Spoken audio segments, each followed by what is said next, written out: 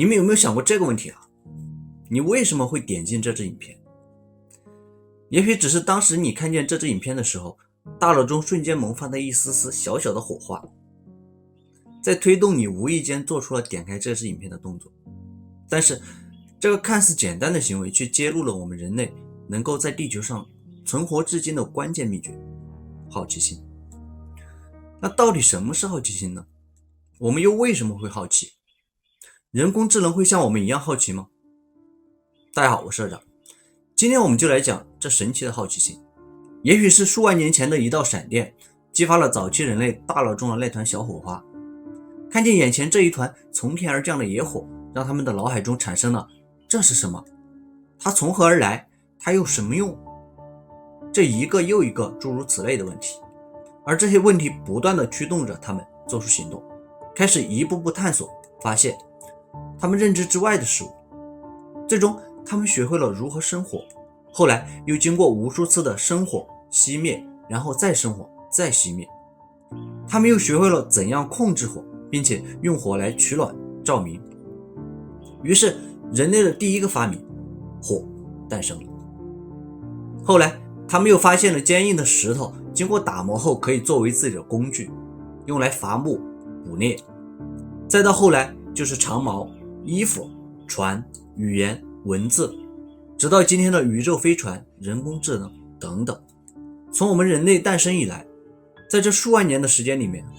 这团神奇的小火花不仅是一直驱动着我们人类不断进步，同样还驱动着我们的社会科学、语言和工业的发展。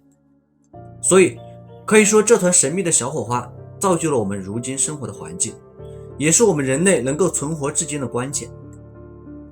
而这团神奇的小火花就是我们神奇的好奇心，这是我们人类与生俱来就拥有的一种行为和情感。虽然我们所有人都有好奇心啊，不过每个人的好奇心的强烈程度却不相同。这就是影片开始前我们提到的，当你做出点开这期视频的动作的时候，那么恭喜你，说明你比其他人拥有更强烈的好奇心。这不是开玩笑啊，大家千万不要小看这样一个简单的行为，这里面其实说明了很多问题。可以这样说，如果一个人没有好奇心，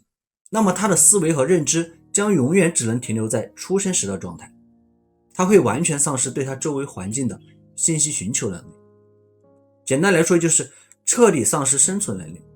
既然好奇心对我们来说这么重要，那么我的好奇心又来了，我们为什么会好奇呢？为什么有些人比其他人更好奇呢？那人工智能也会好奇吗？为了满足我的好奇啊，所以这期影片诞生了。当然也希望同样能满足你的好奇。如果不能，那我就又会好奇，为什么我的好奇的东西你不好奇？那么我们下一期就接着聊这个问题。好像还有点押韵哦，我们开个玩笑。不过在弄清楚这些问题之前啊，我们要先弄清楚到底什么是好奇心。早期人们将好奇心定义为一种不同物种与生俱来的激励欲望，表现为对知识和信息有动机的渴望。这里主要是指我们人类以及一些其他动物物种。因为目前看来植物是不存在好奇心，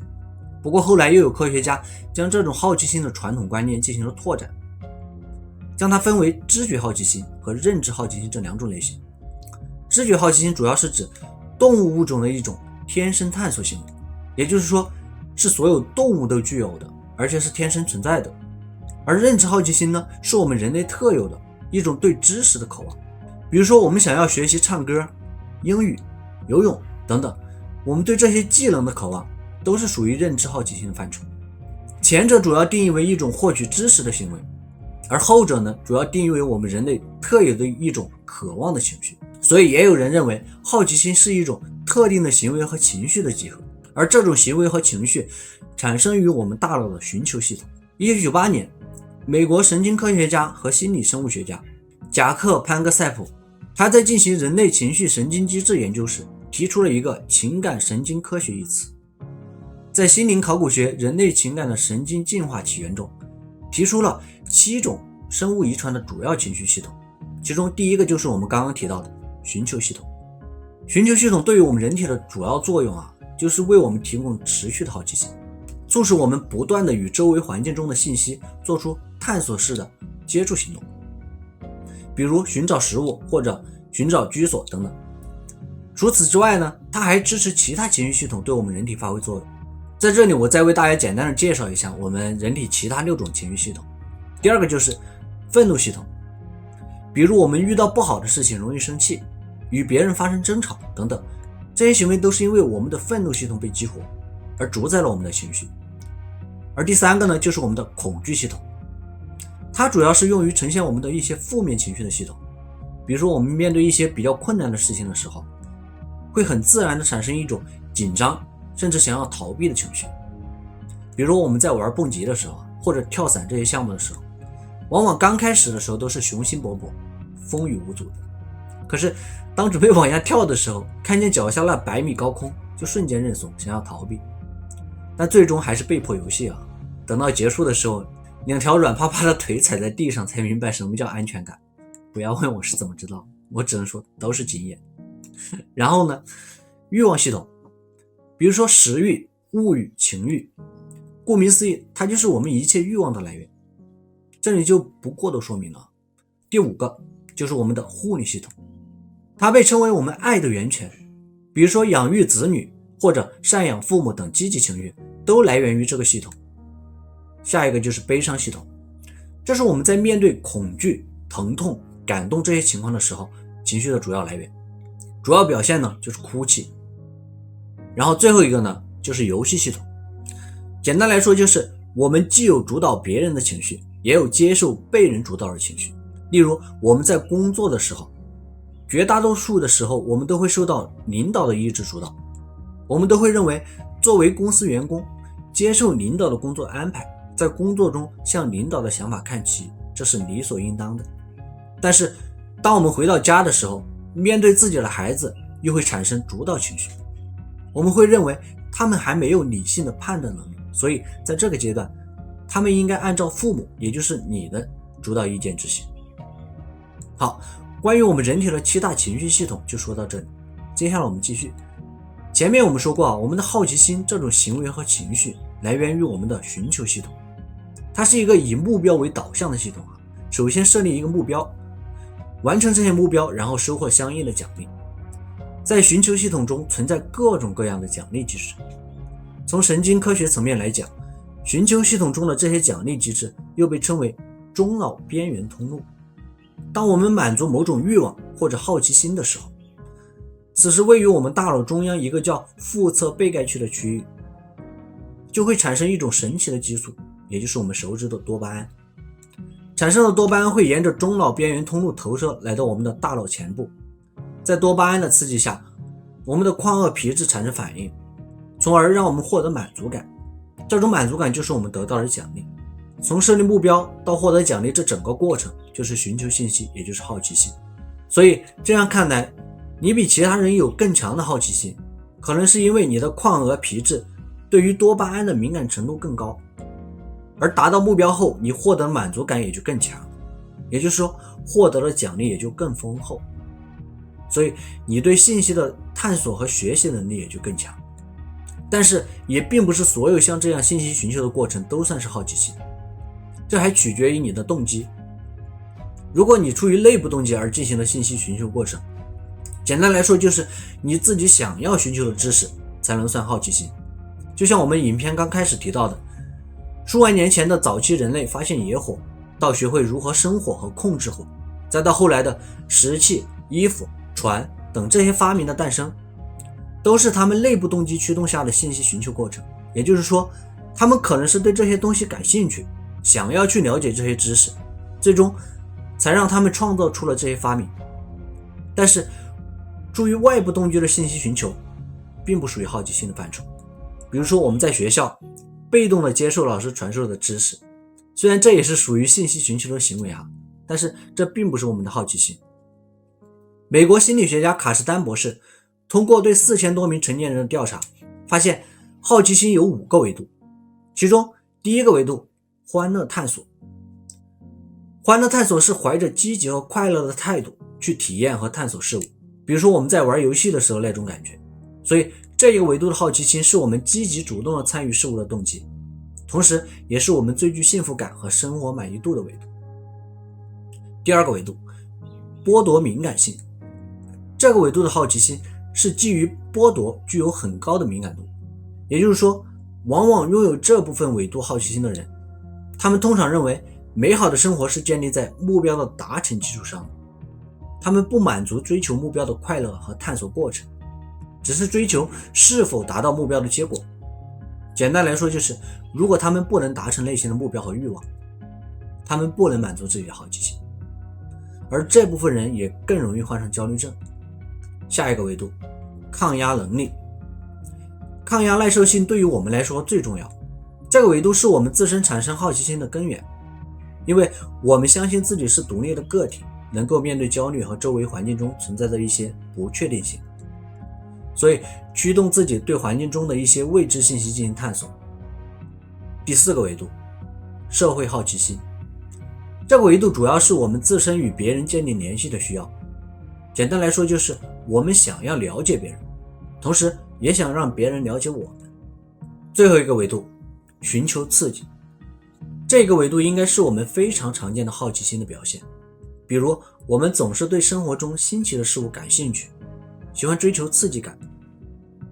好，以上就是好奇心的5个维度。总之，我们之所以会好奇，是因为我们的情绪系统中、寻求系统中存在的各种各样的奖励机制，而整个信息寻求过程最终的奖励就是多巴胺，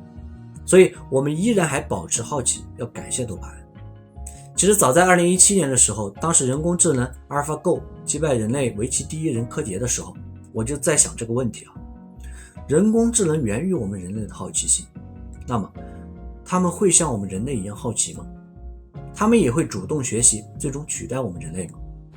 关于这个问题，我们今天只聊前半段，因为后半段的问题我前面也做过一期关于 ChatGPT 的视频中，我就已经给出了自己的看法。为了便于和我们人类的好奇心区分哈，关于人工智能的好奇心，后面我将用人工好奇心表示。其实从1999年初开始，人工智能研究领域科学家们就已经开始关注人工好奇心。他们在软件中将好奇心形式化，将它定义为一种寻求新鲜事物的方式，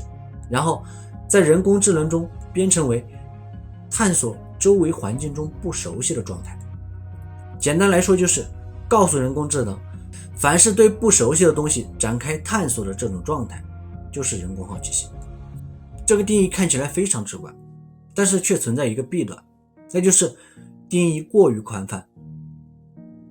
所以后来在实践过程中困难重重，很容易就让人工智能陷入自身的内在机制当中，没办法进行下一步探索，让他们陷入了一个新奇的陷阱当中。什么意思呢？给大家举个简单例子吧，我们可以把自己想象成人工智能，我们此时正在观看这支影片，对吧？但是从这一瞬间开始，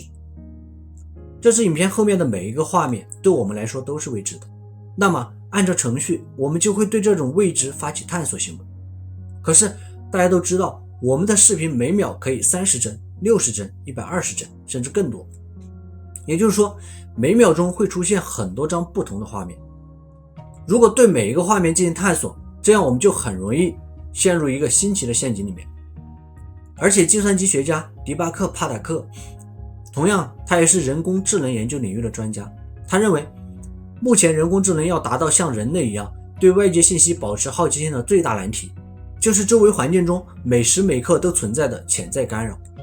如果无法做到准确的过滤这些干扰，那么人工好奇心就永远无法实现。就拿我们现在汽车无人驾驶技术来说，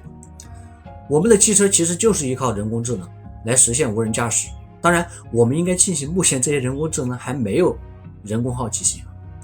如果有，那可能我们的麻烦就大了。为什么这样说呢？大家想象一下啊，当我们乘坐无人驾驶汽车的时候，如果身边飞过一只小鸟，或者天开始打雷下雨，那么这个时候驾驶你汽车的人工智能注意力瞬间就全部转移了。至于后果的话就不用我多说了吧。所以这样看来啊，这个人工好奇心还是很可怕的哦。所以归根结底啊，目前看来人工智能并没有我们人类神秘的好奇心，但是人工好奇心也并不是无法实现，而关键在于我们如何把好奇心的准确定义通过编程的方法转换成物理信息，告诉人工智能什么叫好奇心。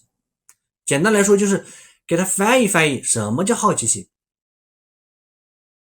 好，关于好奇心，今天我们就聊到这里。最后我还想跟大家分享一个小王子里面我最喜欢的故事。说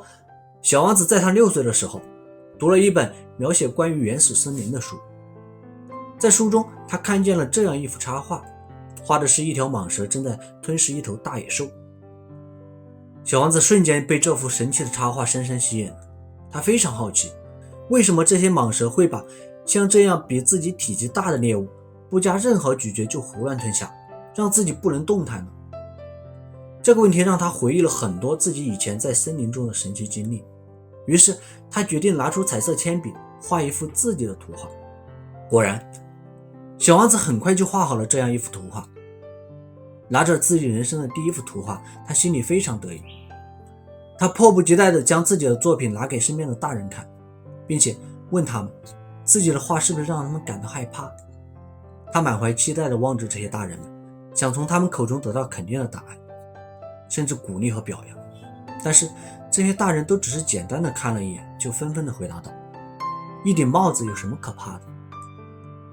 面对这个答案，小王子非常失落，因为只有他自己才知道，他画的并不是帽子，而是一条吞噬了大象的蟒蛇。于是为了让大人们能够看懂自己的图画，小王子又重新画了一幅。这一次他将蟒蛇肚子里的详细情况画了出来。可是当他把自己的新图画再一次拿给大人们看时，这一次大人们却连看都没看一眼，只是劝他放弃这开着肚皮的蟒蛇图画，把兴趣放在学习上。就这样，小王子在他6岁的时候就放弃了成为一名画家的梦想。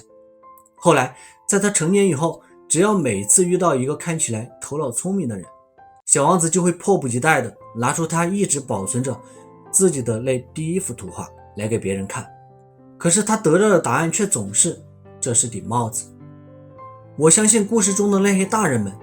同样经历过像小王子那样充满好奇心和想象力的阶段，